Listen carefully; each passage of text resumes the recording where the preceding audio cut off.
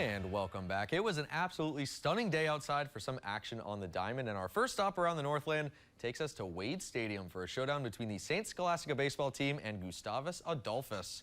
Pitcher Grant Tyval taking the mound for the Saints this afternoon, coming off a 5-strikeout performance against the Gusties last week, and he picked up right where he left off, fanning 3 different Gusties batters in his first 2 innings. And when Thomas Nelson is finally able to get the bat on the ball, Saints defense was there to make the play. First baseman Alex Hapayoki with a flexible play. That hurts just looking at it to keep us scoreless. The Gusties would hit the scoreboard first from this RBI double from catcher Sam Schneider. That brings home Danny Gavin to give the Gusties the early 1-0 lead. But those Saints would come marching right back. Junior Adam Braun smacks an RBI single into the outfield. Jake Shalanka comes home to tie the game up at 1 run apiece.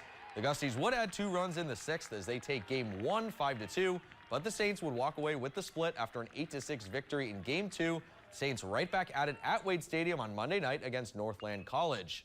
And over the